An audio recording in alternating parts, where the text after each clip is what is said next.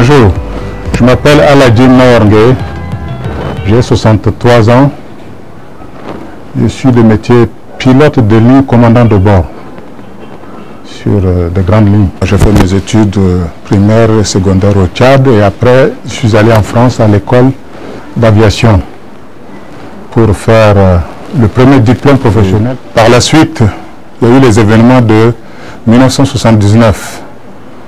Donc j'en ai profité pour prolonger et faire une formation de pilote de ligne, initier une formation de pilote de ligne. Et je vais rejoindre la compagnie Air Afrique en 1982 pour compléter ma formation et entrer en exploitation en ligne, piloter des passagers à Air Afrique à partir du mois d'août 1983. Donc, je suis resté à Air Afrique presque toute ma carrière. Et je suis aussi allé dans des compagnies comme AOM en France, Air Liberté, Challenger en Belgique, Tarom. Et je suis revenu à Air Afrique jusqu'à la disparition d'Air Afrique.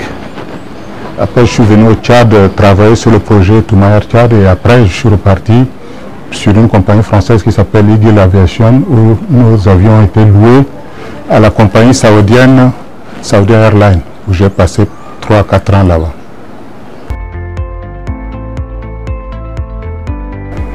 Le métier en Afrique et particulièrement est très demandé parce que c'est quand même un métier qui est un peu encore rare en Afrique.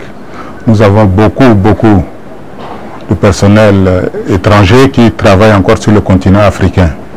Donc c'est un métier peut-être pas nouveau, mais un métier encore où l'Afrique a beaucoup d'efforts à faire pour africaniser totalement.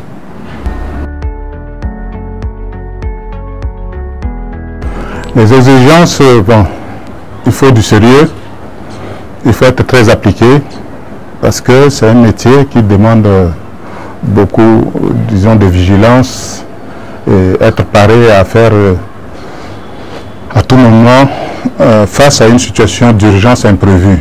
Donc c'est un métier qu'il faut traiter avec beaucoup de sérieux et considérer tous les vols comme un vol où il y aurait un problème. Donc être prêt à faire face à toutes les situations imprévues. Le métier de pilote consiste à conduire les avions de ligne. Et il y a deux spécialités. La première spécialité, c'est copilote. C'est par là qu'on commence. On suit une carrière, on devient commandant de bord et après, on change des avions. C'est-à-dire que le principe est basé sur une progression qui se fait sur l'avion le plus petit de la compagnie jusqu'à l'avion le plus grand de la compagnie.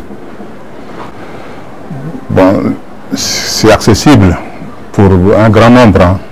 Mais malheureusement, il y a un obstacle, c'est-à-dire le coût de formation d'un pilote qui va chercher peut-être dans des dizaines et dizaines de millions, ce que les parents ne peuvent pas faire même si l'élève présente d'aptitude. Donc le système qui a permis à l'enfant de tout le monde, comme ce fut mon cas, de devenir pilote, c'était des possibilités qu'il y avait. La coopération française à mon époque offrait des bourses de formation payées. Donc j'en avais bénéficié. Et par la suite, c'est la compagnie Air Afrique qui a payé la suite pour terminer ma formation. Donc aujourd'hui, un jeune qui veut devenir pilote doit pouvoir disposer des moyens, soit par ses parents, s'ils ont la possibilité, soit d'attendre que le gouvernement essaye de procéder à ces formations qui coûtent relativement cher. Et il y a des pays en Afrique comme la Guinée équatoriale, il y a des pays qui ont investi beaucoup d'argent pour former leurs jeunes. Donc, nous espérons qu'un jour le gouvernement tchadien puisse donner aussi et proposer des bourses d'études pour devenir pilote, parce que c'est une nécessité. Un mot de fin, j'encourage tous les jeunes Tchadiens qui rêvent de devenir pilote, c'est un métier de rêve et le Tchad en a besoin parce que nous sommes un pays continental, sans bordure maritime.